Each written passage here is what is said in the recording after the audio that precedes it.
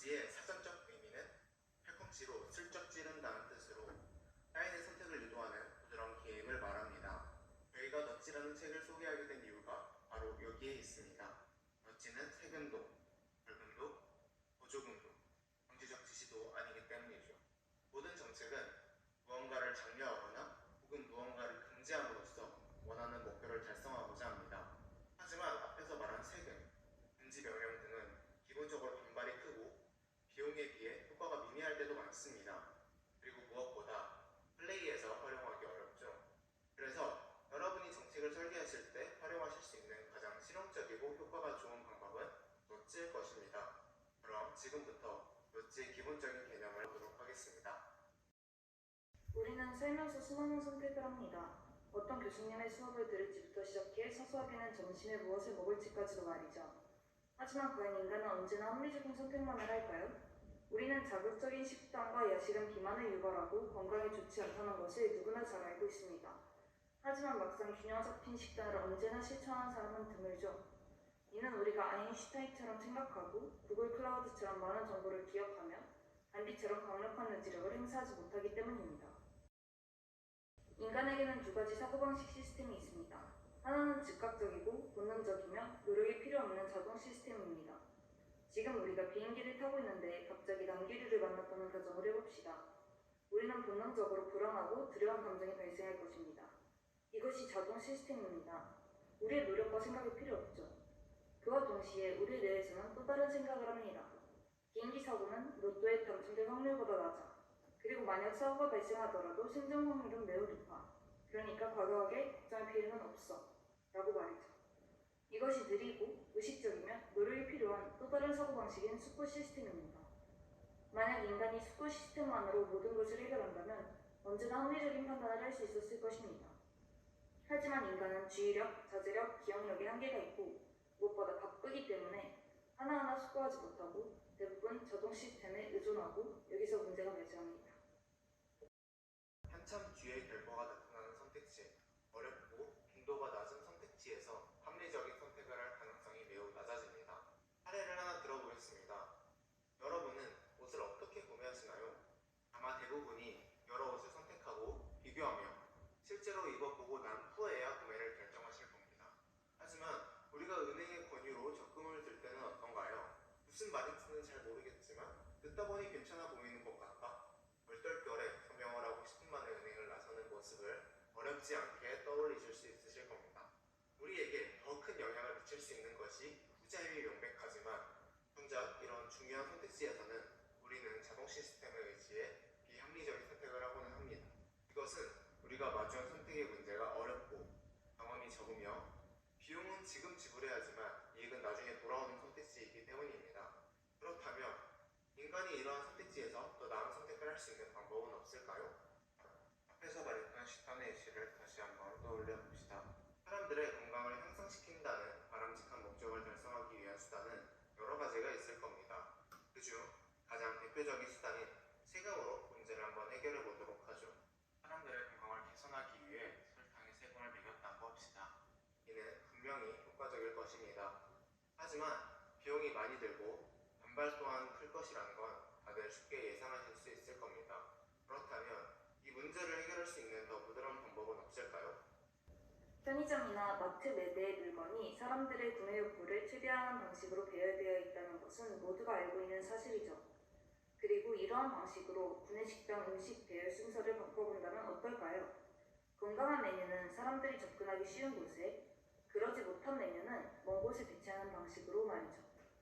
결과는 다들 예상하신 대로 작은 노력으로 많은 사람들의 건강을 개선할 수 있었습니다. 이렇게 작은 비용으로 사람들의 선택지를 제한하지 않고도 바람직한 결과를 도출해내는 방법을 넛지라고 합니다. 눈치가 빠른 분이시라면 넛지는 사람들의 인지 비용을 감소시킴으로써 활동을 장려하는 것임을 알아차리셨을 겁니다. 물론 그 역도 성립하고요.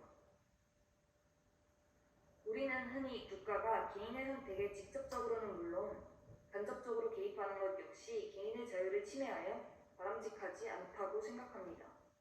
여기에는 인간은 합리적이므로 언제나 자신에게 가장 큰 이익을 가져다주는 선택을 할 것이라는 전제가 깔려 있습니다. 그렇기에 선택 설계자들이 해야 하는 것은 더 많은 선택지를 제공하는 것뿐이죠. 그러나 앞의 사례에서 보셨다시피 인간은 언제나 합리적인 선택을 하지 못합니다. 물론 인간은 자신의 선택에 대해 책임을 져야 합니다. 하지만 식단과 적금의 사례처럼 만약 약간의 개입을 통해 개인에게 바람직한 선택을 유도할 수 있다면 어떨까요? 마치 자동차를 타고 한 번도 가보지 못한 목적지로 향할 때 내비게이션의 도움을 받는 것처럼 말이죠. 이처럼 강요가 동반되지 않는다면 바람직하고 합리적인 선택을 할 수 있도록 개입하는 것은 개인뿐만 아니라 사회에 긍정적일 수 있습니다. 그렇다면 이제 인간이 흔히 저지르는 편향적 오류를 한번 알아보도록 하겠습니다. 첫 번째는 어떤 선택에 앞선 기준점의 설정은 이후의 판단에 큰 영향을 미친다는 것입니다. 만약 5만 원, 10만 원, 30만 원의 선택지를 제시하는 자선단체와 10만 원, 30만 원, 50만 원의 선택지를 제시하는 자선단체가 있다면 사람들은 어디에 더 많이 기부할까요? 다들 예상하신 대로 두 번째 자선단체가 더 많은 기부금을 받았습니다. 처음에 주어진 기준점이 기부금 액수 결정에 영향을 미친 것이죠. 다른 예시를 들어보겠습니다.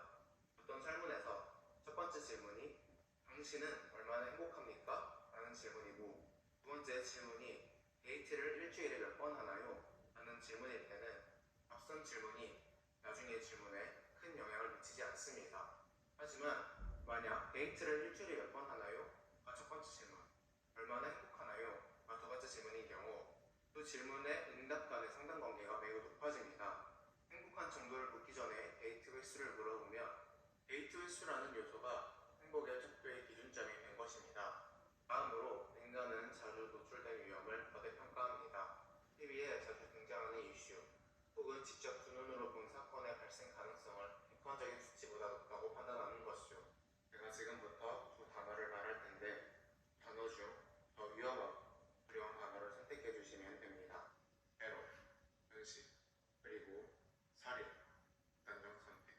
아마 대부분 전자를 선택하였을 겁니다. 현식으로 인한 사망자가 테러로 인한 사망자보다 많고 극단적 선택으로 인한 사망자가 살인으로 인한 사망자보다 많음에도 말이죠. 이는 우리의 자동 시스템이 머리에 쉽게 떠오르는 것에 민감하게 반응하기 때문입니다. 물론 앞의 사건들이 중요하지 않다는 것은 아닙니다. 하지만 화제성이 없어 언론의 관심을 받지 못한다는 이유로 시급하고 중요한 곳에 적절한 예산이 배분되지 못할 수 있으니 이런 경우 우리의 자동 시스템이 합리적 판단을 할 수 있도록 너치가 필요하겠죠. 세 번째는 과다한 낙관주의와 과신입니다. 사람들은 자신이 집단에서 평균 이상일 것이라고 생각합니다. 몇몇 연구에 따르면 운전자들을 대상으로 본인의 운전 실력에 대한 설문조사를 한 결과 90%의 운전자는 자신의 운전 실력이 평균 이상이라고 생각합니다. 또 아이들에게 미래를 떠올려보라고 하면 아이들의 미래에는 실업, 이혼, 질병 등 부정적인 일은 없을 것처럼 보입니다. 그럴 수는 없음에도 말이죠. 똑똑한 사람들도 예외는 아닙니다. 어떤 연구에서는 교수들 중 약 94%가 자신이 평균적인 교수보다 낫다고 믿는다고 합니다. 이처럼 인간은 자기 자신을 과신하고 불행한 일은 자신에게 발생하지 않을 것처럼 행동합니다. 복권 사업이 잘 되는 것도 부분적으로는 이런 비현실적인 낙관주의의 영향이 있다고 볼 수 있습니다. 다음은 프레이밍입니다. 이런 가정을 해보죠. 여러분이 심한 심장병을 앓고 있고 의사는 당신에게 수술을 권합니다. 수술의 생존 가능성을 물어봤을 때 의사가 이 수술을 받은 사람 100명 중 90명은 5년 뒤까지 생존합니다. 라고 말했다면 아마 당신은 큰 두려움 없이 수술을 받을 겁니다. 그런데 만약에 이 수술을 받은 100명 중 10명이 5년을 넘기지 못하고 사망합니다. 라고 말했다면 어떨까요? 대부분의 사람들이 두려움을 느끼고 수술을 받지 않을 겁니다. 이처럼 동일한 정보를 제공하더라도 프레이밍에 따라 우리는 정보를 다르게 받아들입니다. 인간이 이익보다 손해에 민감하다는 점을 생각해 본다면 에너지 절약을 실천한다면 1년에 10만 원을 절약할 수 있습니다. 라는 표어보다는 에너지 절약을 실천하지 않는다면 1년에 10만 원의 손해를 봅니다. 라는 표어가 더 큰 효과를 발휘할 수 있다는 것을 알 수 있겠죠. 다섯 번째는 현상 유지 편향입니다. 인간은 주어진 현상을 유지하고 싶어하고 예기치 못한 변화를 좋아하지 않습니다. 그것이 긍정적이든 부정적이든 상관없이 말이죠. 많은 사람들이 스마트폰 혹은 퇴직연금 등의 디폴트 옵션을 쉽게 바꾸지 않습니다. 여기에는 두 가지 이유가 있습니다. 하나는 주의력 부족입니다. 다른 하나는 기본값으로 제공된 선택지는 흔히 가장 바람직하다고 추천받은 선택지일 것이라는 암시 때문입니다. 최근에 병행하는 구독경제도 현상유지 편향을 활용하고 있습니다. 한 달 동안 무료로 서비스를 제공해주는 대신 그 이후부터는 자동으로 결제가 되거나 이 프로그램의 한 회가 끝났을 때 따로 작동하지 않으면 곧바로 다음 회가 이어서 반영되는 것 모두 너치의 사례입니다. 마지막은 집단 심리와 편승 효과입니다. 우리 모두가 잘 알고 있듯이 인간은 타인의 영향을 받으며 살아가는 존재입니다. 때로는 과할 정도로 말이죠. 인간은 특정 의견이 다수인 것처럼 보이면 독립적인 판단을 믿기보다는 집단의 선택에 동조하려는 경향을 보입니다. 혼자서는 제대로 된 답을 말하던 사람이 낯선 사람들이 고양이를 보고 강아지라고 말하는 상황에서조차 같이 틀린 답에 동조하는 것이 대표적인 사례입니다. 이러한 집단 보수주의는 관행이 전통이라는 이름으로 유지되는 이유가 됩니다. 가령 현대에서 실용적 기능이 전혀 없는 넥타이를 모든 회사원들이 매일 아침 빼고 출근하는 것처럼요. 이런 전통은 관행이 시작된 실용적 이유가 사라진 이후에도 계속됩니다. 현실에서는 이해 편향들이 복합적으로 작용합니다. 그리고 사회적 영향을 행사하고자 하는 사람들이 넘어야 할 중요한 과제이자 기회는 바로 다원적 무지입니다. 다원적 무지는 사람들이 사회적 쟁점에 대한 소수 의견을 다수 의견으로 혹은 다수 의견을 소수 의견으로 잘못 인지하는 현상입니다. 예시를 하나 들어보겠습니다. 미국의 한 주에서 납세자를 4집단으로 나눈 후 각각 다른 정보를 제공했습니다. 첫 번째 집단에게는 세금이 교육, 치안, 소방 등 유익하게 사용된다는 점을 알려줬습니다. 두 번째 집단에서는 세금을 내지 않으면 처벌받을 수 있다는 정보를 위협했습니다.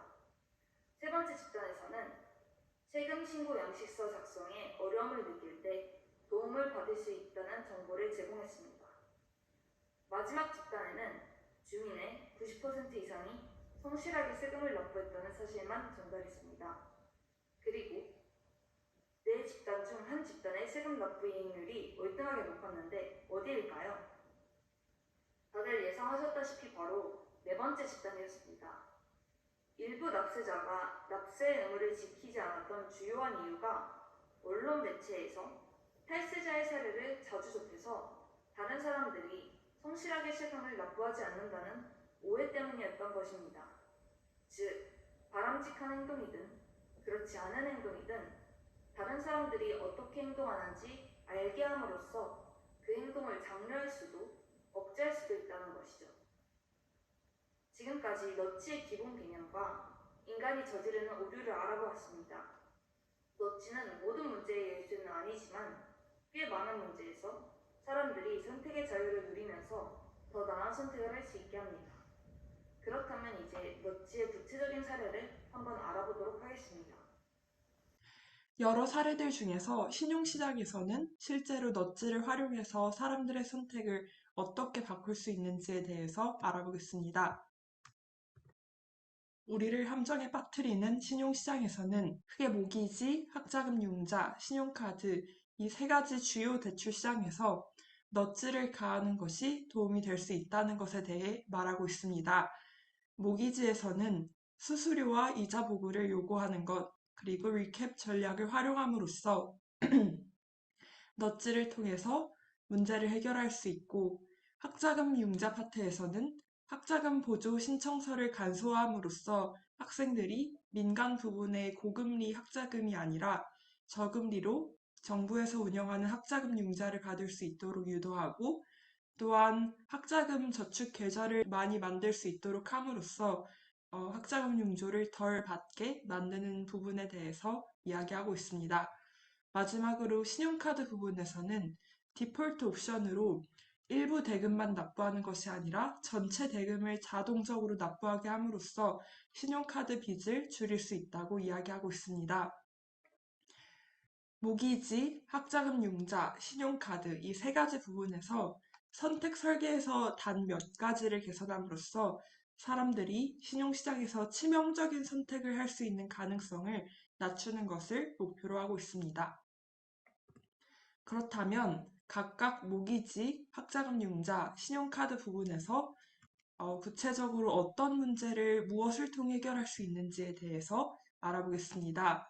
첫 번째로 모기지입니다. 지금 현재 모기지를 선택하는 일이 매우 복잡해졌습니다. 이는 변동금리 대출, 그리고 색다른 상품들, 그리고 티저 금리 등을 이유로 복잡해졌는데요. 현재 차용자들은 다양한 확정금리 대출들 뿐만이 아니라 시장에 따라서 이자율이 오르내리는 변동금리 대출들도 선택할 수 있습니다. 이처럼 막대한 선택권을 누리게 됨으로써 원금은 전혀 상환하지 않은 채 이자만 지불하는 등의 상품을 포함한 색다른 대출 상품들도 선택할 수 있게 되었습니다. 이때 티저 금리는 처음 1, 2년간 낮은 금리를 적용하는 것을 의미하는데요. 만약에 사람들이 본인의 상황 그리고 선호에 따라 가장 부합하는 대출을 적절하게 고를 수 있는 능력이 있다면 이 영역에서도 다른 부분과 똑같이 옵션을 추가함으로써 사람들의 상황을 개선할 수 있을 텐데요. 그러나 실제로는 최고 수준의 MBA 과정을 밟는 학생들조차 본인에게 맞는 최선의 대출을 고르는데 어려움을 겪고 있습니다. 실제로 경제학자인 수전 우드워드의 2007년 연구에 따르면 연방주택청, 즉 미국의 FHA가 보증하는 대출 7,000건 이상을 분석한 결과 모기지 대부업자들에게 수수료와 이자를 보고하도록 유도하고 이를 기계가 판독할 수 있도록 한다면 차용자들은 온라인으로 훨씬 더 쉽게 모기지를 선택할 수 있을 것입니다. 특히 이 연구에서 알 수 있듯 최고의 거래를 따르는 사람들은 선불 수수료를 지불하지 않는 사람들이었는데요. 즉 수수료가 0일 경우에 이자율만 살펴보면 보다 간편하게 조건들을 비교할 수 있게 되어 사람들이 더 쉽게 이런 비교를 할 수 있다고 나와 있습니다. 즉 모기지 선택에서는 넛지를 활용해서 지금 현재 모기지 선택에서의 복잡성을 줄이고 비교의 편의성을 높임으로써 사람들이 더 원활한 선택을 할 수 있도록 유도하는 것입니다. 다음으로 학자금 대출에 대해서 알아보겠습니다. 2009년 기준으로 미국의 4년제 대학 학생들 가운데 약 3분의 2가 빚을 가지고 학교를 졸업한다고 나와 있는데요. 그러면 이때 학자금 대출의 증가를 감소시키기 위한 중요한 넛지는 학자금 보조 신청서를 간소화하는 것입니다. 지금 현재 복잡한 형식을 지닌 신청서는 학생들이 학자금 보조 신청을 포기하고 민간에 직접 판매인 대출 상품을 모색하도록 부추길 수 있기 때문인데요. 이때 민간의 대출 상품들은 상대적으로 고금리인 경우가 많기 때문에 이런 저금리 대출로 유도하는 방식이라고 볼 수 있습니다. 또한 각 가정들이 저축 계좌를 일찍부터 만들어서 대학 교육비를 명목으로 저축하도록 도와 대출의 필요성을 줄이는 것 역시 넛지를 활용한 학자금 대출의 사례임을 알 수 있습니다. 마지막으로 신용카드 부분에서 넛지를 어떻게 활용할 수 있는지에 대해서 알아보겠습니다. 신용카드는 현금 대신 지불 수단이 되어준다는 점, 그리고 현재 본인이 가지고 있는 현금보다 더 많은 액수를 쓰고자 할 때 유동성을 제공한다는 점에서 장점을 가집니다. 그러나 문제는 신용카드가 중독을 유발할 수 있다는 점인데요.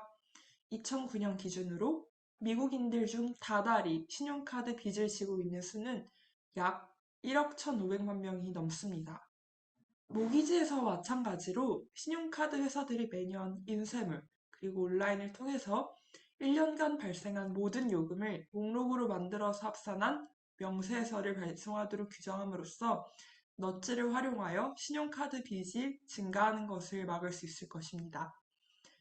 신용카드 사용자들은 전자 형태의 보고서를 보다 나은 거래를 모색하는 데 활용할 수 있고, 고객들은 자신의 정확한 사용처와 지불금을 파악함으로써 무엇에 대한 대금을 지불하고 있는지를 파악할 수 있습니다.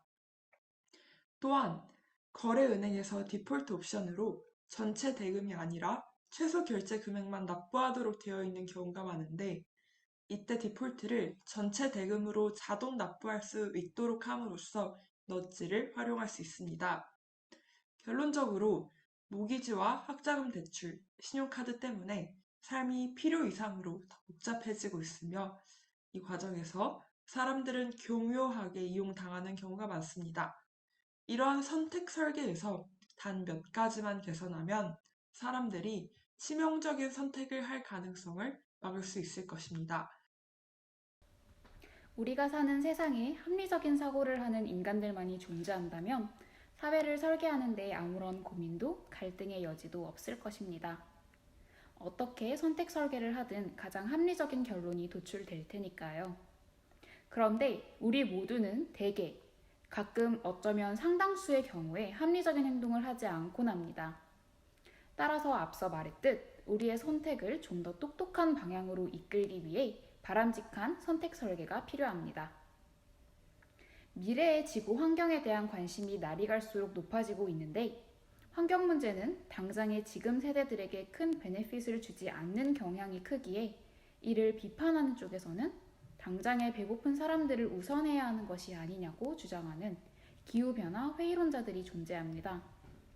이에 대한 타당성은 논외로 이처럼 환경 문제, 기후변화 위기에 큰 경각심이 없는 사람들까지도 아우를 수 있는 넛지의 힘을 살펴보려고 합니다.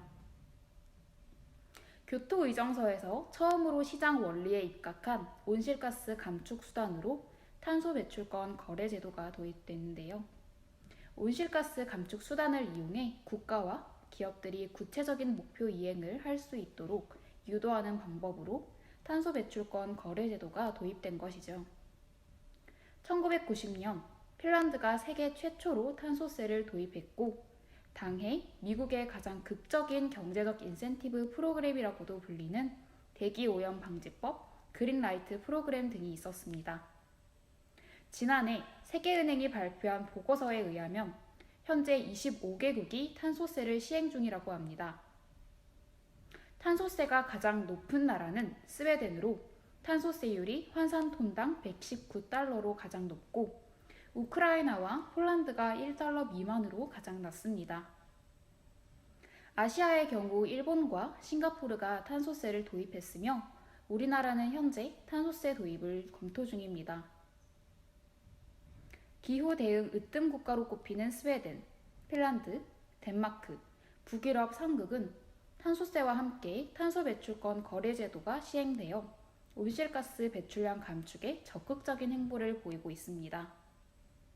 또한 탄소세가 배출권 거래제와의 중복 규제를 최소화해 탄소세 도입 시 급격한 조세 부담 증가를 막기 위한 노력도 함께 병행하고 있습니다. 넛지의 원리가 적용되는 또 하나의 탄소 가격제가 바로 탄소 배출권입니다. 탄소 배출권은 배출권을 가진 회사가 일정량의 이산화탄소나 온실가스를 배출하도록 허용하는 제도인데요. 쉽게 말해 일종의 티켓 같은 것이죠. 탄소 배출권은 결과적으로 탄소 배출을 줄이는 행동으로 이어지기에 배출권이란 장치가 넛지 역할을 한다고 볼 수 있습니다. 더불어 탄소 배출권은 시장에서 거래가 가능하다는 점에서 시장 지향적이라고도 할 수 있죠. 탄소 배출권의 가격은 시장의 수요와 공급에 따라 결정됩니다. 예를 들어 경기가 호황이면 화석 연료를 비롯한 에너지 소비가 늘어나는데요. 이는 곧 온실가스 배출 증가로 이어지게 됩니다. 그럼 기업이나 국가들이 정해진 온실가스 감축 목표 이행을 위해 탄소 배출권 구매가 증가하는 등의 수요가 증가하여 가격이 오르게 되는 것이죠. 탄소 가격제는 배출량 감축을 목표로 실질적인 감축 효과까지 내고 있어 정교한 정책이라고 평가할 수 있습니다. 여기에 가격, price라는 도구를 이용한 개입으로 행동 변화까지 달성한다는 점에서 넛지의 논리 역시 부합하다고 볼 수 있습니다. 지금까지 환경 정책과 관련된 넛지 활용 사례에 대해 알아보았습니다.